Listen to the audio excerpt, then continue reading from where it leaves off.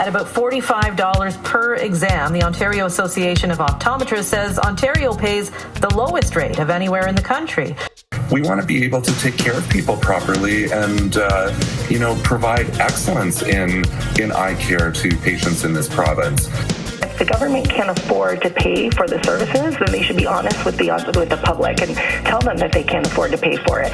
But it's not right to have it be on the backs of optometrists. They do this because they can get away with it. They do it, they exploit us because they can. To say we're simply not going to do it anymore. We just can't do it anymore. It's been 32 years. 1989. Optometrists march on Queen's Park to dispute low ministry reimbursement fees for eye care. In 2011, 22 years later, the Ontario provincial government increases ministry fees for eye care by $5. November 2020, almost 10 years later, Minister of Health, Christine Elliott, tells optometrists, it's not your responsibility to be paying out of your pocket for these services. December 2020, the OAO asks the Ministry of Health to collaborate in an investigation to prove the real cost to perform eye exams. The ministry refuses. March 2021, the OAO hires BDO, an independent accounting firm, to produce an unbiased report regarding eye care costs in Ontario. Also in March, the OAO issues a warning to the Ministry of Health. Negotiator optometrists will be forced to withdraw eye care services via job action. Can she give me any other examples of people that go to work and have to pay to see the people that they're serving? We've drawn that line in the sand. Our time is here now. You know that your patients and the public support us. We've tried everything with the government. We have tried everything. This was our last resort. August 5th, 2021.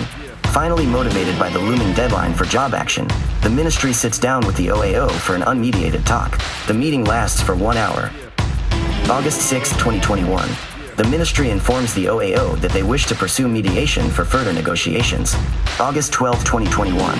The OAO meets the ministry for its first day of mediated negotiation. The ministry is unwilling to make a meaningful move toward covering the cost of eye exams in Ontario. August 16, 2021. On this, the second day of mediation, the ministry makes no effort to agree on a solution for optometrists and accessibility of eye care for Ontarians, and at the end of that day, the Ministry of Health walks away from the negotiation table. The ministry then attempts to pay off optometrists with an unsolicited and unapproved retroactive settlement and a paltry increase in fees. They should be more truthful. It's disingenuous for them to say that they cover the cost of OHIP services, because they don't. Partially covering is not covering. Commit to paying whatever the operating costs are determined to provide primary eye care services in this province.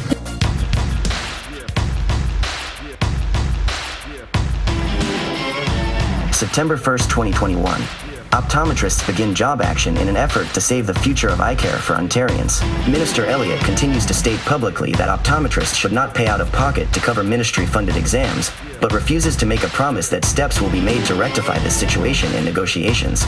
October 6, 2021. 32 years after their last rally, optometrists march on Queen's Park again to voice their concerns for the future of eye care. Later that month, Conservative MPP Todd Smith writes a letter to a constituent, admitting that ministry fees were never meant to cover the cost of eye exams. Despite this revelation, optometrists are not permitted to charge out-of-pocket fees for any ministry-funded services. So, Mr. Speaker, my question for the Premier. Question? When will the government take action on eye care? Why isn't the minister putting the proper funding in place to make sure kids get the eye care they need and deserve? How many pennies does the Premier need to pinch before he will prioritize their children's vision and academic success? Thank you, Speaker. Will the minister make the commitment today to get back to the table and adequately fund eye care so that families like Laurel's receive the care they deserve?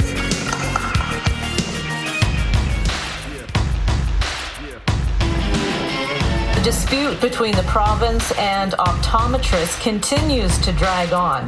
We are looking for some commitments, a commitment to cost recovery. I mean, if they can't even commit to us being compensated, I mean, my goodness, how do we move forward? It really is now or never.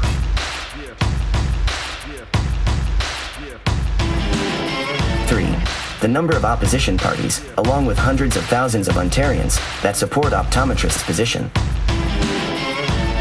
2. The number of months, so far, that the provincial government has allowed Ontarians to go without eye care. 1. The number of commitments the OAO is asking the Ministry of Health to make in order to end job action. 0. The number of attempts by the Ministry of Health to directly reach out to the OAO with a commitment to good faith negotiations.